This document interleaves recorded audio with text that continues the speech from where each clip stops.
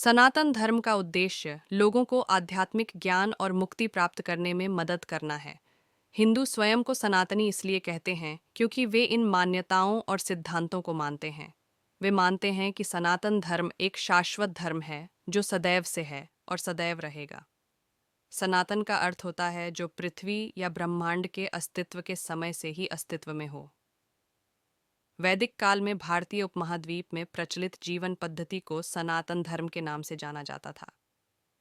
यह धर्म जीवन जीने के तरीकों का ही संकलन है जिसमें मानवीय मूल्यों को विशेष महत्व दिया गया है।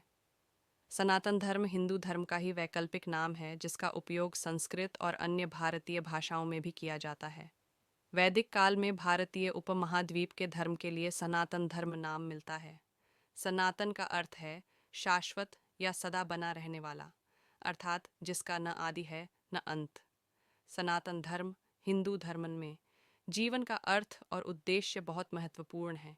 यह धर्म विश्वास करता है कि हम सभी एक ही परमात्मा से आए हैं और हमारा जीवन उस परमात्मा के आदेशों के अनुसार होना चाहिए। इस धर्म के अनुसार जीवन का उद्देश्य मोक्ष है। सनातन धर्म एक संस्कृत शब्द है जिसे अब हिंदी के तौर पर इस्तेमाल किया जाता है। धर्म की बात करें तो यह शब्द संस्कृत की धृ धातु से बना है। इसका मतलब है धारण करना या पालन करना। अब इस शाब्दिक अर्थ को देखा जाए तो सामने आएगा कि धारण करने योग्य आचरण ही धर्म है। सनातन शब्द सत और तत् से मिलकर बना हुआ है जिनका अर्थ यह और वह होता है। सनातन वो है जिसका आदि है न अंत है। सनातन धर्म को मानने वालों को ही हिंदू कहा जाता है। इस धर्म का मूल सार पूजा, जप तप, दान, सत्य, अहिंसा, दया, क्षमा और यम नियम है।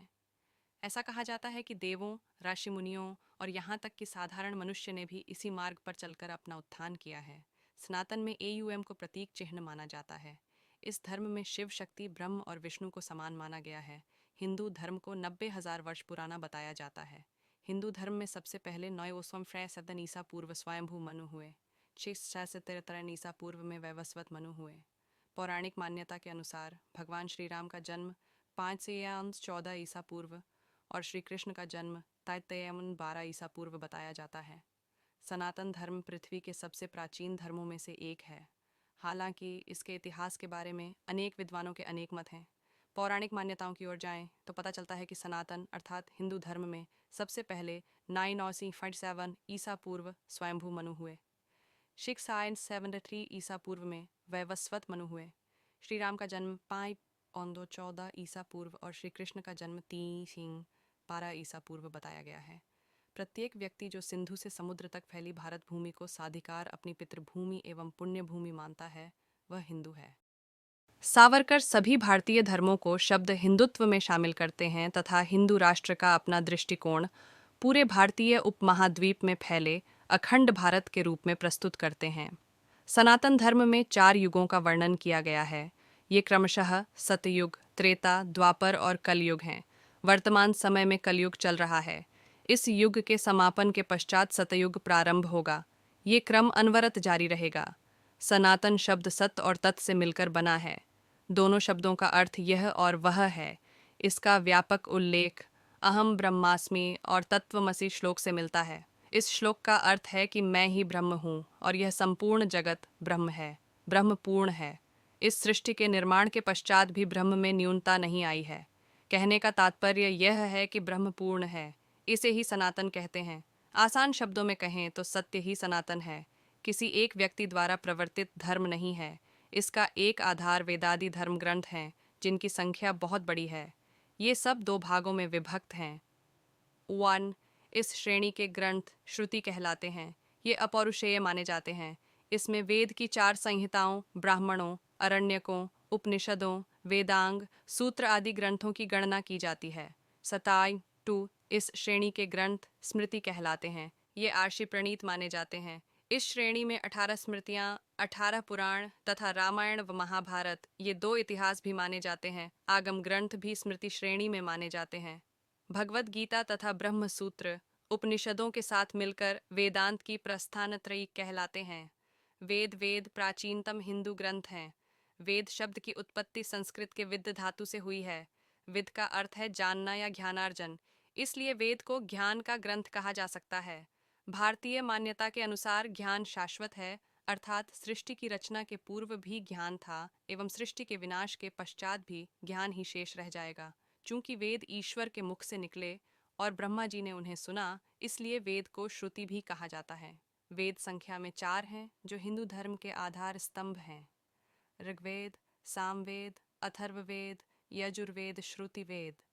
यद्यपि वेद से ऋग्वेद, यजुर्वेद, सामवेद तथा अथर्ववेद की संहिताओं का ही बोध होता है, तथापि हिंदू लोग इन संहिताओं के अलावा ब्राह्मण ग्रंथों, आरण्यकों तथा उपनिषदों को भी वेद ही मानते हैं।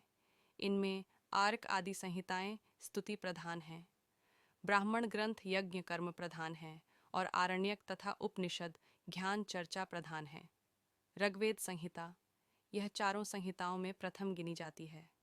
अन्य संहिताओं में इसके अनेक सूक्त संग्रह किए गए हैं। यह अष्टकों और मंडलों में विभक्त है, जो फिर वर्गों और अनुवाकों में विभक्त है।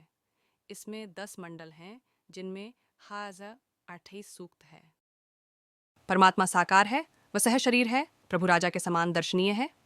यजुर्वेद अध्याय 5 मंत्र 1, 6, 8, यजुर्वेद अध्याय 1 मंत्र 15, यजुर्वेद अध्याय 7 मंत्र 29, ऋग्वेद मंडल 1 सूक्त 41 मंत्र 17, ऋग्वेद मंडल 9 सूक्त 86 मंत्र 26, 27, ऋग्वेद मंडल 9 सूक्त 82 मंत्र 1, 3। सर्वशक्तिमान परमेश्वर पूर्ण परमात्मा आयु बढ़ा सकता है और कोई भी रोग को नष्ट कर सकता है। ऋग्वेद मंडल 10 सूक्त 161 मंत्र 2, 5, सूक्त 162 मंत्र 5, सूक्त 113 मंत्र 1, 3।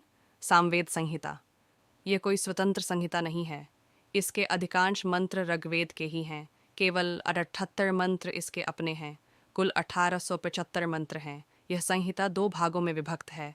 1 पूर्वार्चिक, पूर्वार्चिक 6 प्रपाठकों में विभक्त है। इसे छंद और छंदसी भी कहते हैं। पूर्वार्चिक को प्रकृति भी कहते हैं। 2 उत्तरार्चिक, उत्तरार्चिक को ऊह और रहस्य कहते हैं।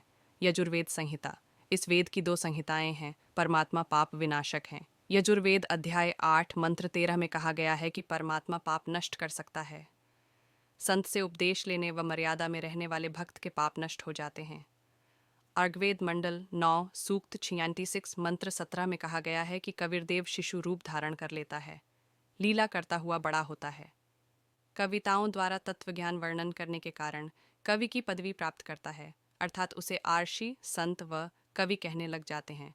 वास्तव में वह पूर्ण ही है।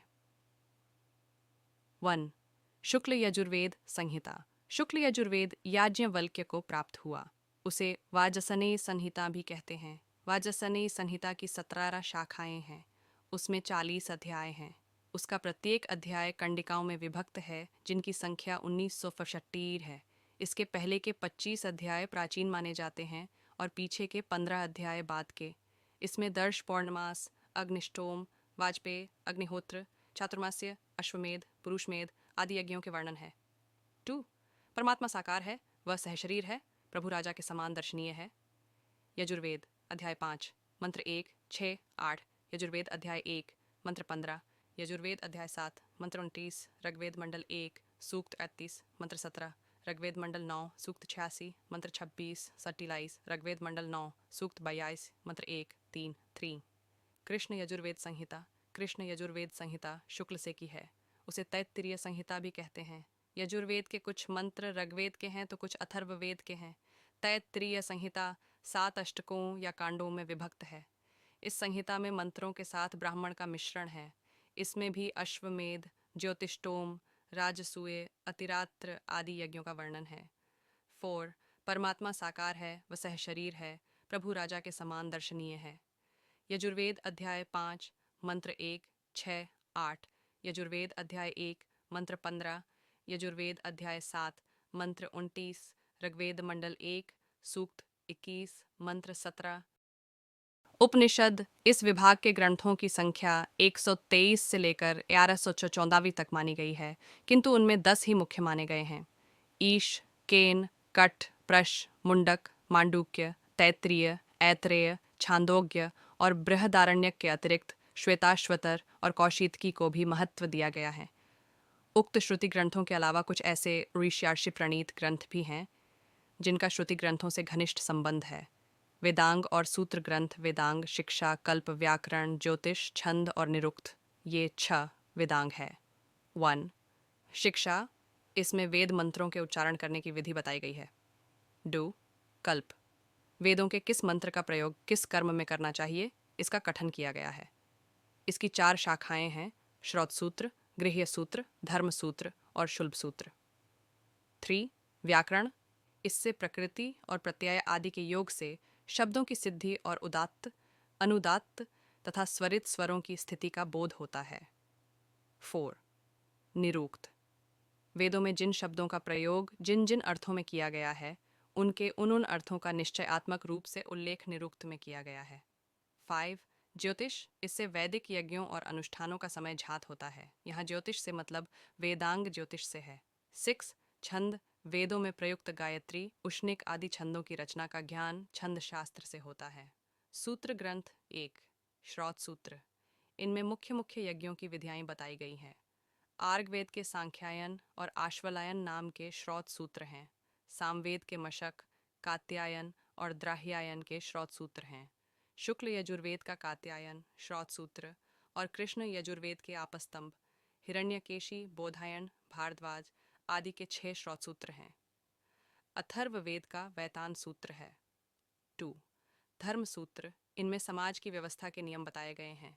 आश्रम भोज्या भोज्य ऊंच नीच विवाह दाएं एवं अपराध आदि विषयों का वर्णन किया गया है।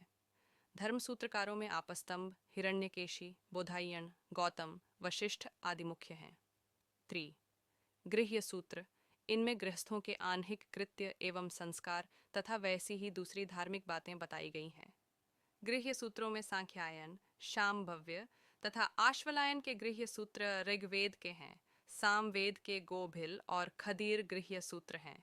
शुक्ल यजुर्वेद का पारस्कर गृह्य सूत्र है और कृष्ण यजुर्वेद के 7 गृह्य सूत्र हैं जो उसके श्रौत सूत्रकारों के ही नाम पर हैं। अथर्ववेद का कौशिक गृह्य सूत्र है। स्मृति, जिन महर्षियों ने श्रुति के मंत्रों को प्राप्त किया उन्हीं ने अपनी स्मृति की सहायता से जिन धर्मशास्त्रों के ग्रंथों की रचना की वे स्मृति ग्रंथ कहे गए हैं।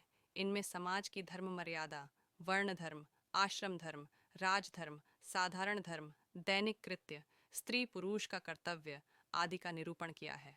इतिहास ग्रंथ रामायण और महाभारत इन ग्रंथों को इतिहास ग्रंथ माना जाता है। ओम शांति।